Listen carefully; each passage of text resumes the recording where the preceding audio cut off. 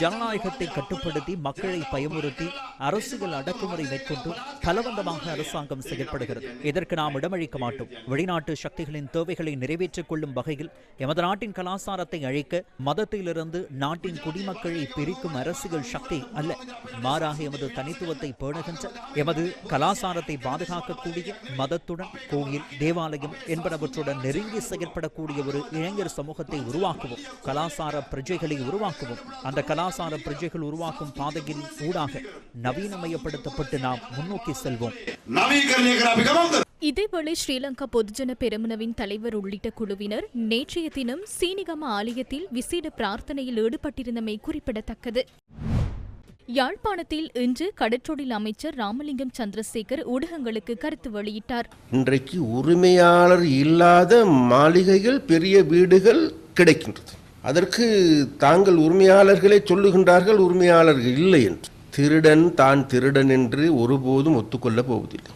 நீதிமன்றமே கூறியது இந்த நாட்டின் பொருளாதார கொலையாளிகள் வேறு யாரும் கிடையாது, நாமல் ராஜபக்சாவின் குடும்பம். தனது அம்மாவை எடுத்துக்கொண்டாலும் சரி, அப்பரை எடுத்துக்கொண்டாலும் சரி, சித்தப்பரை எடுத்துக்கொண்டாலும் சரி, பெரியப்பரை எடுத்துக்கொண்டாலும் சரி, பெரியப்பருடைய பிள்ளைகள் எடுத்துக்கொண்டாலும் சரி, எல்லோருமே இந்த மோசடியில் ஈடுபட்டவர்கள் என்பது இன்றைக்கு நாட்டு மக்களுக்கு அது ஒரு புதுமையான விடயம் கிடையாது. இருந்த மக்களை நடு வீதியில் தள்ளியும், விவசாயிகளை வீதியில் தள்ளியும் பாவித்தனமான நடவடிக்கைகள் எடுத்தவர்கள் வேறு யாரும் இல்லை, உங்களுடைய அப்பனாரிலிருந்து உங்களுடைய சித்தப்பனார்மார்.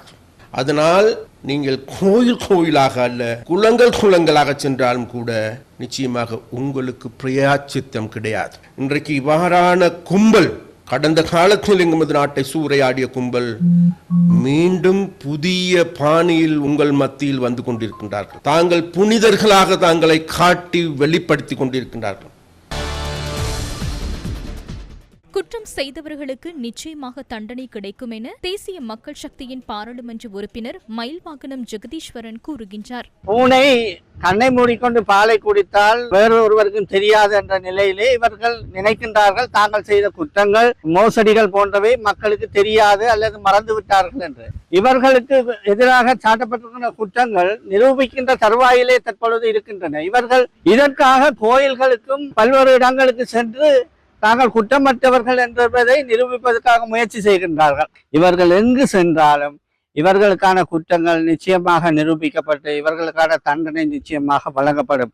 இவர்களை மக்கள் நிராகரித்திருக்கின்றார்கள். இவர்கள் எந்த வேடத்தை பூண்டாலும், எந்த முகமூடியை அணிந்து கொண்டு தாங்கள் குற்றமற்றவர்கள் என்று தங்களை நிரூபிக்க முற்பட்டாலும் இவர்கள் செய்த குற்றங்கள் நிச்சயமாக மக்கள் அறிந்தவை. இவற்றுக்கான தண்டனைகள் நிச்சயமாக அவர்களுக்கு கிடைத்தே தீரும். விரைவாக இருக்கக்கூடிய தீர்ப்புகள் வெளிவரும் பொழுது இவர்களது முகத்திரை கிழித்தெறியப்படும்.